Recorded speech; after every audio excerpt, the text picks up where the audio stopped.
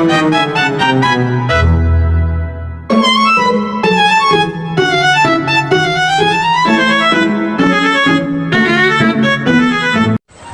semuanya, kembali lagi dengan saya dengan Graini. Saya akan menjelaskan tentang tema yang ada di dalam makalah saya yang berjudul Tabayun dalam Perspektif Islam. Nah, sebelum lanjut ke pembahasan yang lebih dalam lagi, pertama-tama kita bahas terlebih dahulu apa sih pengertian tabayun itu. Simak video selanjutnya. Oke, adapun istilah tabayun dalam bahasa Arab adalah klarifikasi, penjelasan, atau penyelidikan lebih lanjut terhadap suatu hal. Lalu, dalam konteks komunikasi, tabayun berarti upaya dalam mencari kebenaran dan menghindari kesalahpahaman dengan mengklarifikasi atau menanyakan lebih lanjut tentang informasi yang disampaikan oleh pihak lainnya. Tujuannya, tabayun adalah untuk mencapai pemahaman yang lebih baik, serta menghindari konflik atau kesalahpahaman yang mungkin timbul akibat informasi yang tidak akurat atau kurang jelas.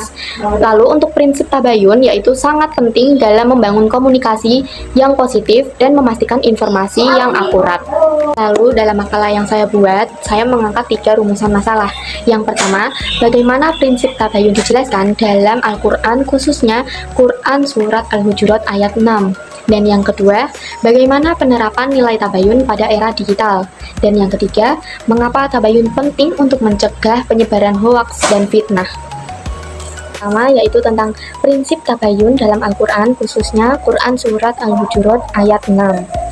Nah, pembahasannya yaitu menurut Quran Surat Al-Hujurat ayat 6 menjelaskan tentang memerintah kaum muslimin untuk memeriksa dan mengklarifikasi informasi sebelum mempercayainya atau menyebarkannya, terutama jika informasi tersebut dibawa oleh orang fasik.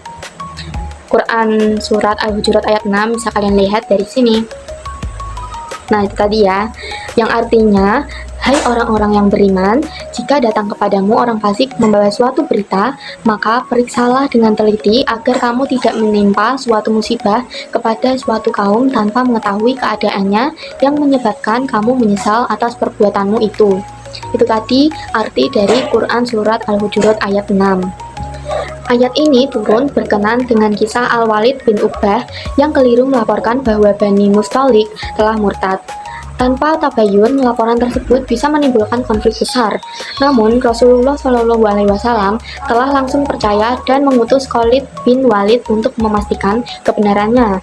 Hasilnya, laporan itu ternyata salah.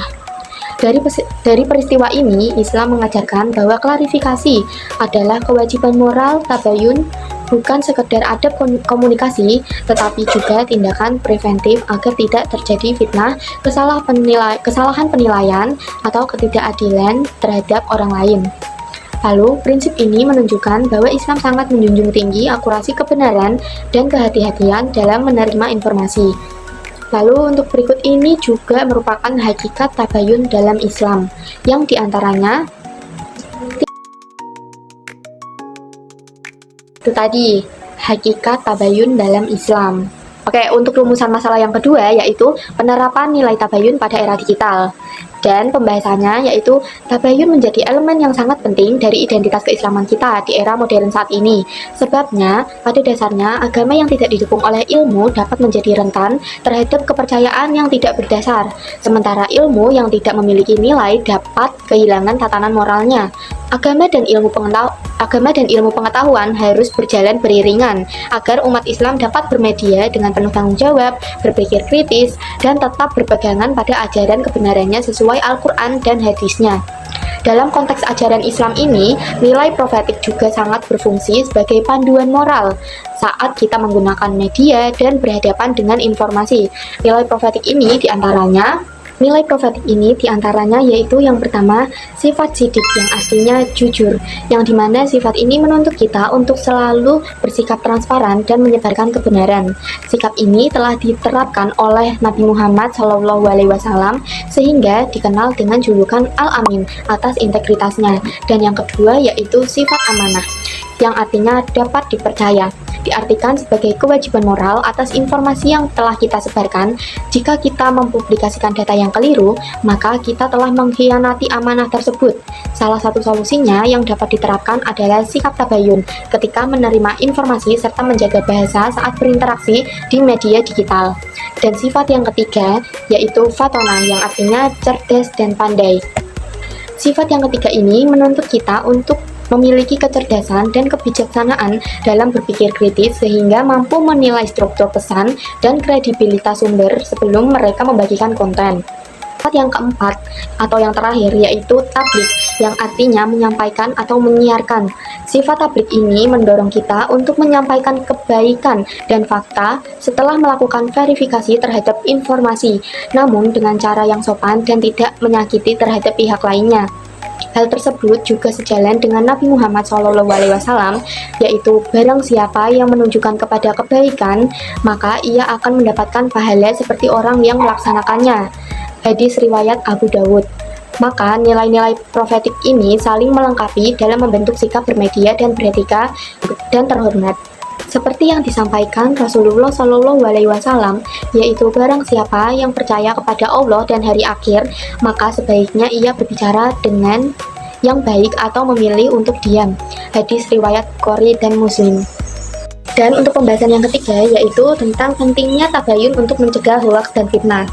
Di era digital saat ini, informasi sangatlah mudah tersebar melalui televisi, radio, terutama di media sosial. Namun, tidak semua berita yang kita terima yaitu benar adanya. Banyak informasi palsu atau hoaks yang bisa memprovokasi emosi, menimbulkan salah paham, bahkan memecah persaudaraan. Karena itu, Islam mengajarkan prinsip tabayun, yaitu meneliti kebenaran sebuah informasi sebelum mempercayai dan menyebarkannya. Tabayun merupakan salah satu akhlak mulia yang diajarkan Rasulullah SAW dan dipraktikkan oleh para ulama untuk menjaga keaslian hadis. Dengan bertabayun, kita dapat menghindari prasangka, fitnah, permusuhan, dan perilaku zolim kepada sesama. Jika seseorang mengetahui suatu informasi tetapi tidak memahaminya, maka sikap terbaik adalah diam atau tidak memberikan respon apapun. Sebagaimana diajarkan Nabi bagi orang yang beriman kepada Allah dan hari akhir, hendaklah ucapkan perkataan yang baik, atau lebih baik diam daripada berbicara, termasuk tidak memberikan jempol atau like sebagai simbol dukungan. Sebab jika berbicara dalam ketidaktahuan hanya akan memunculkan berbagai kekeliruan atau fitnah, hasad, dan sebagainya. Sedangkan dosa fitnah lebih berat daripada pembunuhan, sebagaimana dijelaskan dalam Quran Surat Al-Baqarah ayat 191, yang artinya fitnah itu lebih kejam daripada pembunuhan. Dan juga penjelasan Al-Quran mengenai hal ini bisa kita lihat dari Quran Surat Al-Isra ayat 36, yang artinya, janganlah engkau mengikuti sesuatu yang tidak kau ketahui, sesungguhnya pendengaran, penglihatan, dan hati nurani semua itu akan diminta pertanggungjawabannya. Quran Surat Al-Isra ayat 36.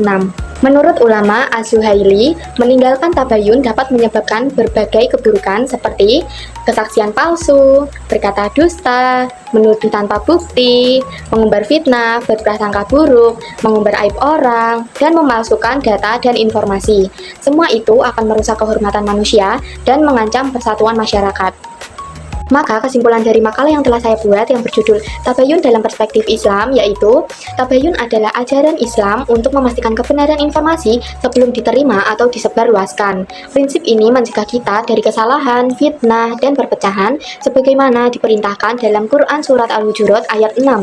Di era digital yang penuh hoaks, tabayun menjadi benteng penting agar kita tetap bijak, jujur, dan tidak merugikan orang lain. Dengan bertabayun, kita ikut menjaga kehormatan sesama, persatuan umat, dan kebenaran informasi di masyarakat. Sekian dari video saya, Dina Anggraini. Wassalamualaikum warahmatullahi wabarakatuh.